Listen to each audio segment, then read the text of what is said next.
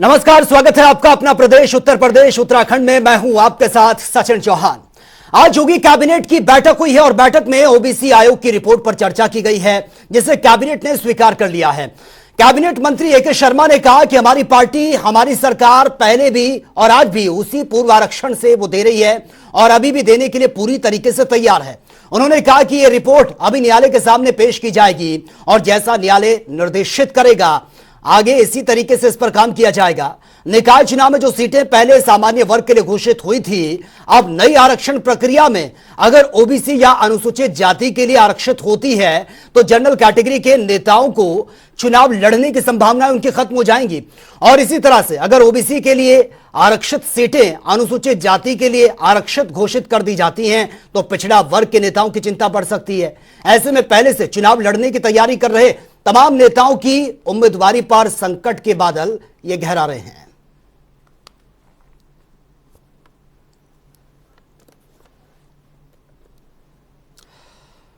और हमारे साथ इस खबर पर बने हुए हैं अरुण राजभर, सुभाषपा के स्पोक्स पर्सन हैं।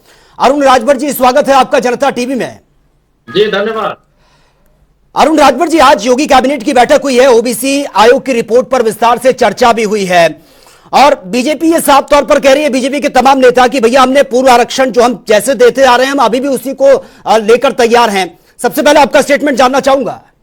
देखिए, सुहेंद्र पार्टी ने स्पष्ट पहले भी कहा है, कह रहे हैं कि बिना ओबीसी आरक्षण को लागू किए ये चुनाव नहीं हो सकता था। ये सुप्रीम कोर्ट, माननीय सुप्रीम कोर्ट में जब ये बातें गई, वहां से जो आदेश आया था राज्य सरकार को कि आप बिना ट्रिपल लेयर सर्वे कराए आप चुनाव बिना आरक्षण दिए आप चुनाव नहीं करा सकते। और उसी में जिस तरह के न्यायालय के आदेश पर सरकार ने एक आयोग बनाया, आयोग गठन किया, गठन में जो रिपोर्ट आई और वो 31 मार्च से तक रिपोर्ट आनी थी, 22 दिन पहले रिपोर्ट आ गई। तो मैं तो ये धन्यवाद दूंगा सरकार को कि जो आयोग ने कम समयों में इस रिपोर्ट को प्रस्तुत कर दिया है। उसमें देखिए खामियां क्या आई है कि जो हम बार बार इस बात को कहते थे कि जो पिछड़े वर्ग में मजबूत जातियां हैं वही जनता प्रतिनिधित्व ले रही है, वही राजनीतिक फायदा उठा रही है। और ये बात हम आज से नहीं, हम 15-20 साल से इस बात को कह रहे हैं कि जब बाबा साहब भीमराव अम्बेडकर ने संविधान में बराबरी का अधिकार किया, सभी वर्गों को एक समान अधिकार देने की बात किया और पिछड़े वर्गों को 1989 से 27% आरक्षण मिल रहा है, तो उस आरक्षण का जो निचले स्तर पर पंचायती एक्ट लागू हुआ है, नगर पंचायत, जिला पंचायत, तो उसमें छोटे वर्गों को राजनीतिक प्रतिनिधित्व क्यों नहीं मिल पाया। 3 अक्टूबर 2013 को इलाहाबाद हाईकोर्ट ने भी इस बात को माना कि जो माननीय प्रकाश राजभर जी कह रहे हैं कि 12 जातियां आरक्षण का लाभ उठा रही, वही बात हाईकोर्ट ने कहा। लेकिन ये समाजवादी पार्टी को नहीं समझ में आया, ये बहुजन समाज पार्टी को नहीं समझ, पूर्व की कोई भी सरकार को यह बात समझ में नहीं आई। और ये सर्वे हमने 31 मई 2018 को माननीय मुख्यमंत्री जी को हमने प्रस्तुत कर दिया, जो सामाजिक न्याय समिति की रिपोर्ट थी। उसमें भी पाया गया था कि जो छोटे वर्ग है, अति पिछड़े वर्ग है, उनको प्रतिनिधित्व नहीं मिल पा रहा है। अब प्रतिनिधित्व तभी मिलेगा जब इन 12 मजबूत जातियों से इनको छुटकारा मिलेगी। और सवाल इस बात का, यही रिपोर्ट भी कह रहा है कि 30 साल की, आप कल्पना करिए कि जो 30 साल आंकड़ा है कि 30 साल में जितने भी चुनाव हुए हैं आरक्षण में संशोधन हुआ ही नहीं है। और जो सामान्य सीटें हैं वो आज तक सामान्य बना हुआ है, जो आज जो अनुसूचित सीटें हैं अनुसूचित बना हुआ है। नियम यह है कि पहले अनुसूचित जनजाति की महिला सीट होगी, फिर अनुसूचित जाति की सीट होगी, फिर अनुसूचित जनजाति की सीट होगी, फिर पिछड़े वर्ग की होगी, फिर अनारक्षित सीट होगी। लेकिन इसमें किसी प्रकार का संशोधन नहीं। ये तो आयोग ने भी तो इस बात को मान लिया है। अब कैबिनेट से बात गई है, अब इसमें होगी कि जो ओबीसी आरक्षण के लिए माननीय ओम प्रकाश राजभर जी कहते थे कि जो सामाजिक न्याय समिति की रिपोर्ट थी से वही इस आयोग, ओबीसी आयोग की जो रिपोर्ट आई है उससे बहुत अभिन्न नहीं है, एक समान दिख रही है। और समाज ये बात देख रहा है कि समाजवादी पार्टी को किया गया था। आयोग में भी जितने आयोग बने, चाहे लोकसभा आयोग हो, अधीनस्थ चयन आयोग हो, ठीक है अरुण राजभर जी, आप इसका स्वागत कर रहे हैं, ठीक है, आप इसका स्वागत कर रहे हैं जो रिपोर्ट ये सामने आई है। लेकिन सवाल ये भी है, आप कह रहे हैं कि भैया हमारा ख्याल नहीं रखा जाएगा तो आगे नहीं बढ़ा जा सकता, लेकिन इससे पहले आप सर्वे को लेकर भी आप सवाल उठा रहे हैं। क्या इससे पहले जो सरकारें रही हैं उन्होंने सर्वे नहीं किया, अगले पिछड़ों का ख्याल नहीं रखा? अगर ख्याल रखा होता तो आज अति पिछड़ों को प्रतिनिधित्व मिल गया होता। आप उठाकर देखिए 2012 से 17 के बीच में लोक सेवा आयोग का अध्यक्ष कौन था? एक जाति का था। अधीनस्थ चयन आयोग का अध्यक्ष कौन था? एक जाति का था। वो दूसरी जाति का नहीं था, वो पिछड़े वर्ग में सिर्फ यादव जाति का था। आप माध्यमिक शिक्षा बोर्ड, चयन बोर्ड में देखिए, एक जाति का खाली यादव था। आखिर ये बात जब हाईकोर्ट को यह बात पता चली कि जितनी सरकारी नौकरी आ रही है या राजनीतिक प्रतिनिधित्व देने की बात आ रही है, तो उसमें ये मजबूत जातियां क्यों अकेले प्रभावशाली बन रही हैं? ये अति पिछड़ों को आरक्षण क्यों नहीं लेने दे रही है? आप उठाकर देखिए कि सामाजिक न्याय समिति की रिपोर्ट जब हमने सौंपा था तो उसमें 7% पिछड़े वर्ग को दिया था, 9% पिछड़े को दिया था और अत्यधिक पिछड़े को 11%, इसीलिए कि इनको प्रतिनिधित्व मिलेगा। अगर इस बात को लागू कराने में समाजवादी पार्टी सहयोग की होती तो आज पिछड़े लोगों को राजनीतिक फायदा मिलता और इनको भी चुनाव लड़ने का अधिकार मिलता। हम तैयारी करते हैं, पता चले कि हमारे पास संसाधन नहीं, हमारे पास व्यवस्था नहीं, हम पैसे वाले नहीं है और मजबूत पिछड़े वर्ग का है, वो पैसा लेकर के पहले से तैयारी बनाकर काम कर रहा है, वो लड़ ले रहा है, हम पीछे हो जा रहे हैं। इसी को तो रोक लगाने के लिए हाईकोर्ट कह रहा है। ठीक है, अरुण कुमार संवाददाता वो भी इस वक्त हमारे साथ लाइव बने हुए हैं। अरुण, जिस तरह से जो अरुण वो हैं राजभर जी हैं, अरुण राजभर भी हमारे साथ इस वक्त सीधा लाइव बने हुए हैं, सुभाषपा के स्पोक्स पर्सन है। आपके जहन में अगर कोई सवाल हो तो आप पूछ सकते हैं, क्योंकि इस वक्त लाइव है हमारे साथ अरुण राजभर।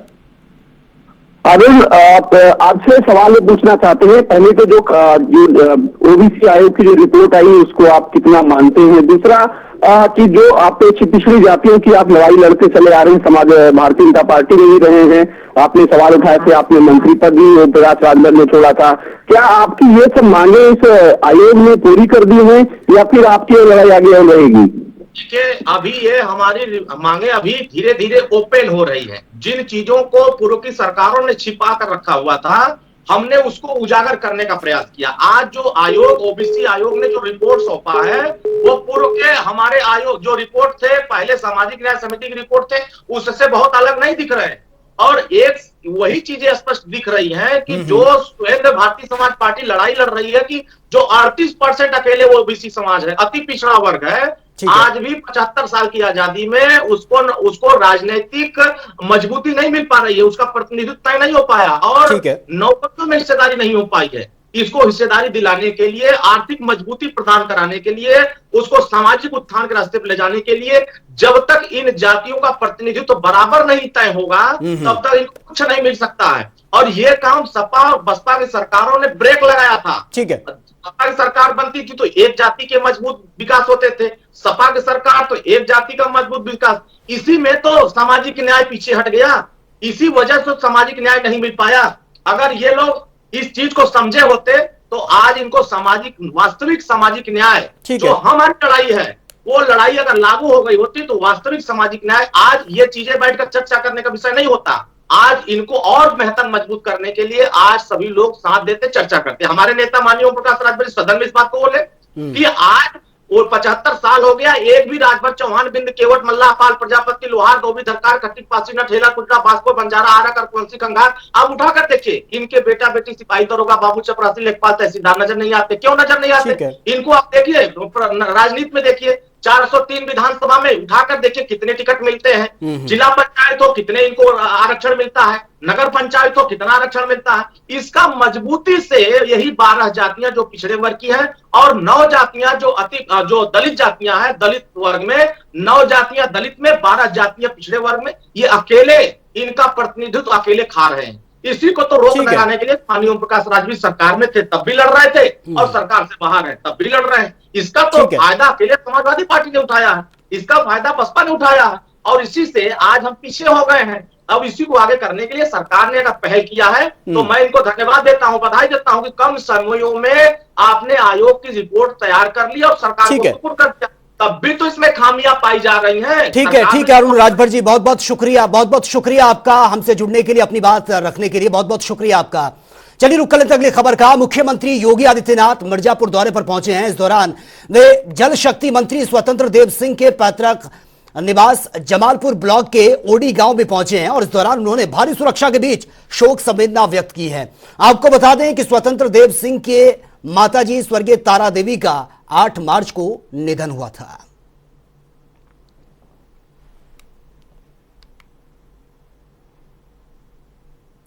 और वे बीजेपी के प्रदेश अध्यक्ष भूपेंद्र सिंह चौधरी का मिर्जापुर पहुंचे हैं, जहां पर उन्होंने मां विद्यावासिनी का दर्शन किया है, पूजा अर्चना की है। इसके बाद भूपेंद्र चौधरी बीजेपी कार्यालय पहुंचे और भूपेंद्र चौधरी ने पत्रकारों से बातचीत करते हुए विपक्ष पर जमकर निशाना साधा है। साथ ही उन्होंने प्रयागराज हत्याकांड को लेकर कहा कि सपा गुंडों और माफियाओं को पाल रही है। आज वे इतने सशक्त हो गए हैं कि आज इस तरह के जघन्य अपराध वो कर रहे हैं।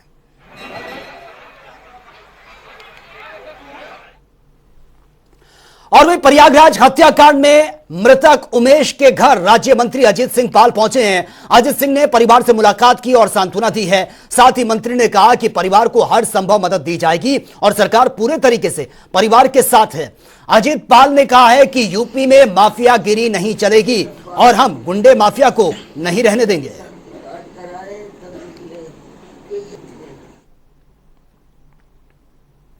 और वही होली पर इस साल परिवहन निगम अच्छी तादाद में परिवहन विभाग की कमाई ये हुई है। होली मनाने के लिए प्रदेश भर से आने वाले 85 लाख लोगों से निगम ने 105 करोड़ रुपए की कमाई ये की है, जबकि पिछले साल ये कमाई महज 87 करोड़ ही थी।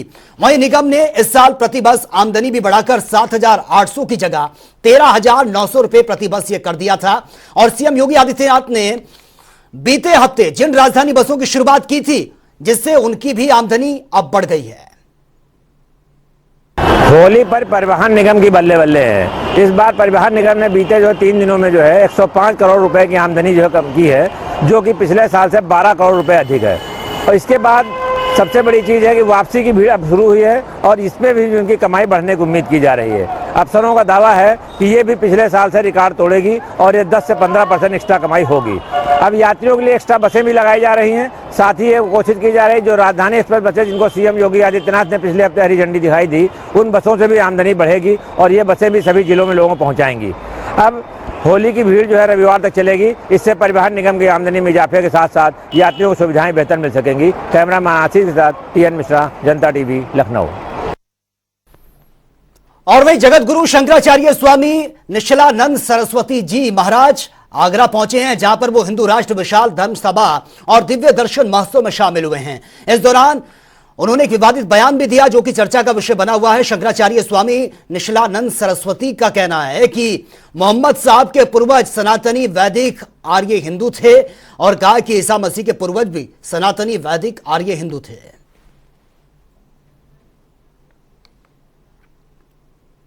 और चलिए इस वक्त की बड़ी खबर से आपको अपडेट करवा देते हैं। इस वक्त की बड़ी खबर सामने आ रही है। रामू मल्ला की जमानत पर सुनवाई हुई है। मुख्तार गिरोह को लेकर हाईकोर्ट की तक ये टिप्पणी भी सामने आई है और मुख्तार गैंग देश का सबसे खूंखार गिरोह है, यह हाईकोर्ट की टिप्पणी सामने आई है। रामू मल्ला मुख्तार गिरोह का सक्रिय सदस्य है, यह स्टेटमेंट भी दिया है कोर्ट ने। तो यह बड़ी खबर से आपको अपडेट करा रहे हैं। रामू मल्ला की जमानत पर यह सुनवाई हुई है और मुख्तार गिरोह को लेकर हाई कोर्ट की तल्ख टिप्पणी इस पर सामने आई। टिप्पणी में कहा गया कि मुख्तार गैंग देश का सबसे खूंखार गिरोह है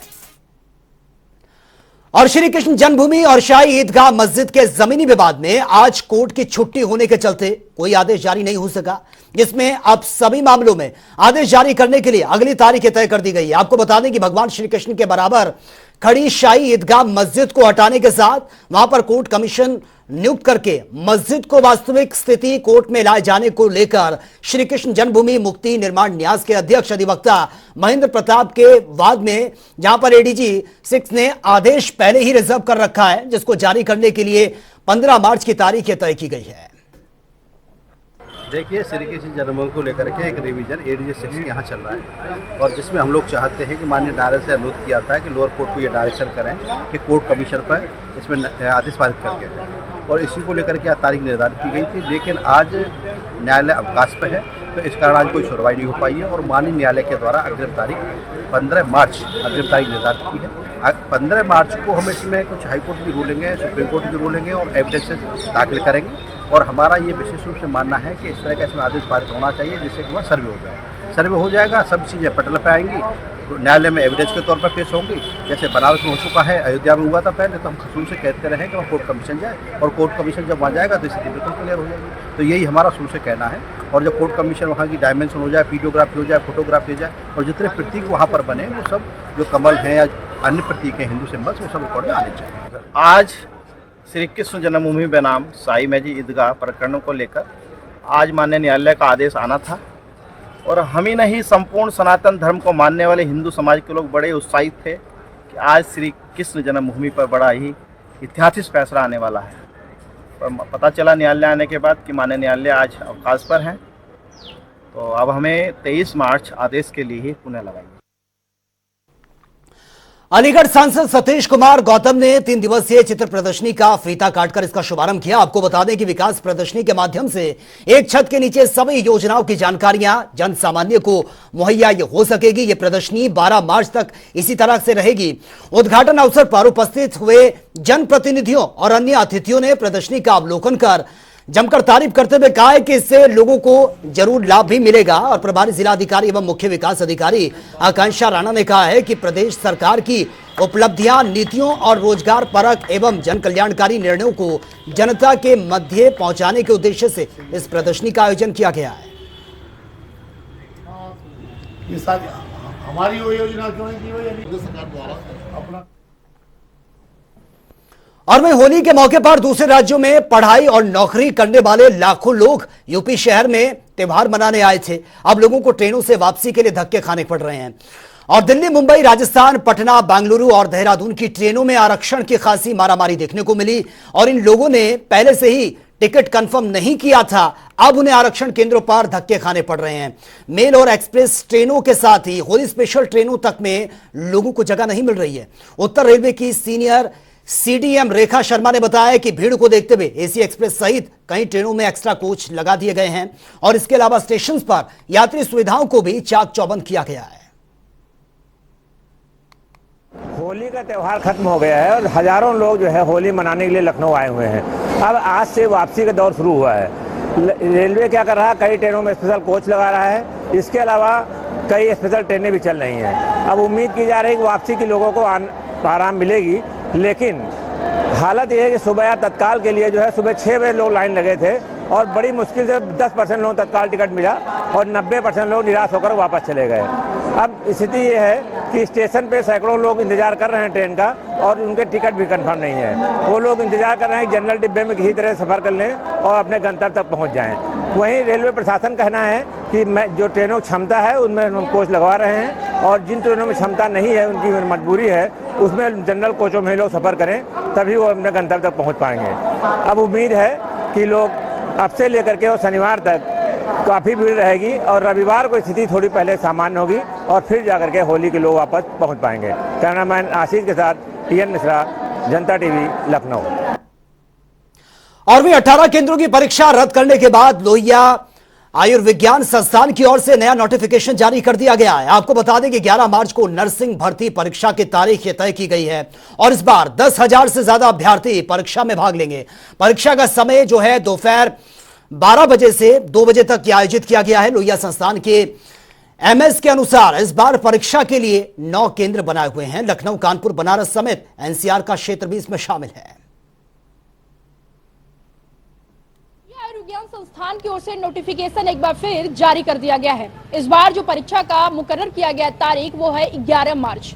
इस दिन तमाम वो 10,000 के करीब वो बच्चे अभ्यर्थी परीक्षा में शामिल होंगे। इस बार जो बनाया गया है वो 11 जो परीक्षा केंद्र बनाए गए हैं। लखनऊ, कानपुर, दिल्ली और एनसीआर के तमाम उन क्षेत्रों में परीक्षा केंद्र बनाया गया है। जो परीक्षा केंद्र में जो परीक्षा का समय है वो 12 से 2 बजे का मुकर्रर किया गया है। ऐसे में माना जा रहा है कि इस बार की जो तैयारियां हैं मजबूती से की गई। लेकिन आपको बता दें कि जिन परीक्षा की वजह से 18 केंद्रों का परीक्षा जो केंद्र पे परीक्षा निरस्त किया गया था, एडु टेस्ट जो गुजरात की एजेंसी, उसको भी दोबारा जो जिम्मेदारी परीक्षा कराने की दी गई है। लगातार देखा जा रहा है लोहिया प्रशासन के जो एमएस है सुजीत राय, उनका साफ तौर पे कहना है कि इस बार जो है परीक्षा केंद्रों पे पर्यवेक्षक भी तैनात किए गए हैं। साथ ही साथ लगातार आसपास के केंद्रों पे जो भी फोटो के शॉप हैं वो उनको हम लोगों ने बंद करवा दिया है ताकि परीक्षा के दिन किसी तरीके का कोई तरीके का कोताही ना बरती जा सके। साथ ही साथ आसपास स्थानीय प्रशासन से भी हमने सहयोग लिया है और साथ ही केंद्रों पे हमने पुलिस की भी तैनाती की और लगातार परीक्षा केंद्रों का मॉक ड्रिल किया जा रहा है। हम यहाँ से भी लगातार एक तरीके से केंद्र स्तर पे भी हम लोगों ने उत्तर प्रदेश में अपने प्रशासन की तरफ से भी एक केंद्र बना रखा है ताकि हम उसकी निगरानी खुद कर सके। तो ऐसे में लगातार माना जा रहा है कि इस बार का जो परीक्षा होगा, क्योंकि लगातार प्रशासन भी बैठक कर रहा है, उसका भी साफ तौर पे कहना है कि हमें भी इस चीज की काफी जिम्मेदारी और कर्तव्य पूरा करेंगे ताकि जो बच्चे 44,000 बच्चों का जो परीक्षा निरस्त करने से उनको दिक्कतें हुई थी, उनके प्रॉब्लम को सॉल्व किया जा सके और इस बार परीक्षा जो है वो सूचीबद्ध तरीके से और सुचारुतापूर्ण और पारदर्शितापूर्ण परीक्षा किया जा सकता है। ऐसे में देखने वाला दिलचस्प होगा कि आखिर कल का जो पेपर है यानी 11 मार्च को जो पेपर आयोजित किया जा रहा है नर्सिंग भर्ती का, क्या वो कुशलता पूर्वक वो पेपर आयोजित किया जाता है, लेकिन फिर एजेंसी पे किसी तरीके के आरोप लगते हैं। कैमरा के साथ में जय सिंह, जनता टीवी, लखनऊ। और ये बड़ी खबर लखनऊ से सामने आ रही है। हज यात्रा के आवेदन की अंतिम तिथि आज है और ऑनलाइन फॉर्म आवेदन की अंतिम तिथि अब तक 23,000 यात्रियों के आवेदन आ चुके हैं। मुरादाबाद, लखनऊ, रामपुर में सबसे ज्यादा आवेदन आए हैं। आवेदन की संख्या 25,000 पहुंचने की संभावना ये जताई जा रही है। तो आज ये आखिरी डेट है और अब तक कई आवेदन आ चुके हैं। 23,000 के आसपास यात्रियों के आवेदन आ चुके हैं। आवेदन संख्या 25,000 पहुंचने की पूरी ये संभावना है शाम तक। और आज यात्रा के आवेदन की यह आखिरी डेट है और ऑनलाइन फॉर्म आवेदन की आखिरी डेट है आज। और अब तक 23,000 आ चुके हैं। उम्मीद यही है कि यह आंकड़ा 25,000 तक पहुंच सकता है।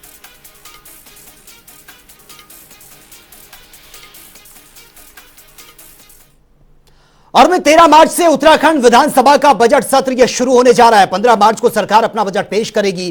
धामी सरकार का ग्रीष्मकालीन राजधानी गैरसैंण में पहला बजट यह सत्र होगा और इस बार विधायकों की ओर से करीब 600 से ज्यादा सवाल विधानसभा में भेजे गए हैं और विधानसभा सचिवालय की तरफ से भी बजट सत्र को लेकर व्यापक तैयारियां कर दी गई हैं। सत्र के दौरान लॉ एंड ऑर्डर बनाए रखने के लिए पहले ही बैठक के जरिए विधानसभा अध्यक्ष ने यह निर्देश दिए हैं कि बजट सत्र के दौरान सचिवालय और विधानसभा सचिवालय के कर्मचारियों की छुट्टी पर रोक रहेगी। विभाग सदन में रखे जाने वाले विधेयक, प्रतिवेदन, सवालों और जवाब तैयार करने में जुटे हुए हैं।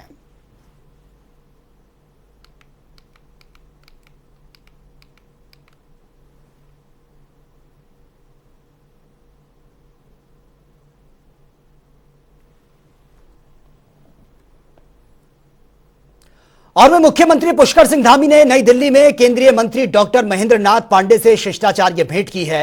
इस दौरान मुख्यमंत्री ने केंद्रीय मंत्री से राज्य में इलेक्ट्रिक व्हीकल्स चार्ज स्टेशन बनाने का अनुरोध भी किया है और प्रदेश में इलेक्ट्रिक व्हीकल्स और बैटरी उत्पाद में निवेश के लिए सहायता का भी अनुरोध किया है। साथ ही ऑटोमैटिक उद्योग में नवाचार और नई तकनीक पर शोध और प्रोत्साहन के लिए उत्तराखंड में इंडस्ट्री पार्टनर के साथ सेंटर ऑफ एक्सीलेंस शुरू करवाने का आग्रह भी यह किया है ताकि प्रदेश में दक्षता विकास और औद्योगिक विकास के साथ साथ औद्योगिक निवेश भी ये बढ़ सके।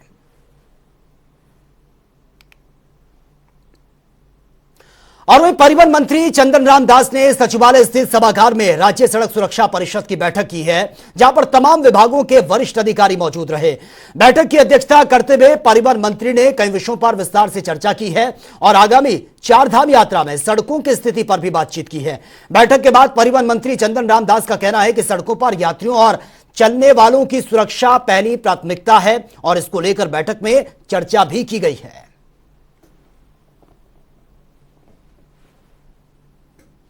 माननीय सर्वोच्च न्यायालय के निर्देश पर राज्य सड़क सुरक्षा सलाहकार परिषद की आज बैठक थी, जिसमें सभी विभागों के अधिकारी और सचिवाद मौजूद थे।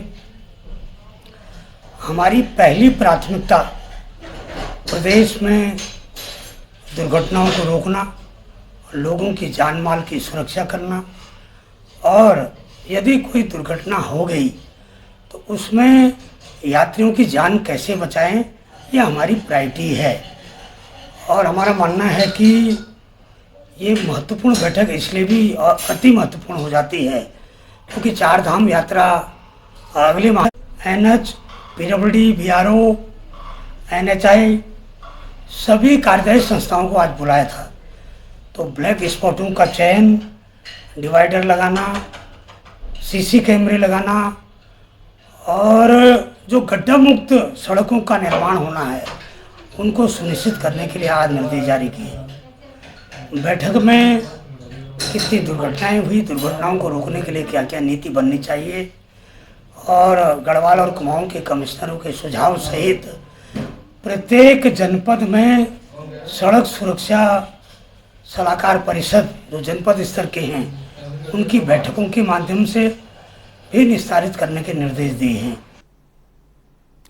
चारधाम यात्रा 22 अप्रैल से ये शुरू हो रही है। केदारनाथ धाम के कपाट 25 अप्रैल और बद्रीनाथ धाम के कपाट 27 अप्रैल को खुलेंगे। परंपरा के अनुसार गंगोत्री और यमुनोत्री धाम के कपाट अक्षय तृतीया के दिन ये खुलते हैं। 22 अप्रैल को अक्षय तृतीया पड़ रही है, लेकिन दोनों धाम के कपाट खुलने का मुहूर्त समय की घोषणा मंदिर समितियों के माध्यम से ही की जाएगी। इस बार केंद्र और राज्य सरकार का फोकस चारधाम यात्रा पर आने वाले श्रद्धालुओं को बेहतर सुविधा देने पर है। केदारनाथ और यमुनोत्री धाम के पैदल मार्ग पर जहां मेडिकल हेल्थ कैंप और डॉक्टरों की संख्या बढ़ा दी जाएगी, पैदल मार्ग पर भी तैनात डॉक्टर्स और पैरामेडिकल स्टाफ को श्रद्धालु आसानी से पहचान सकेंगे।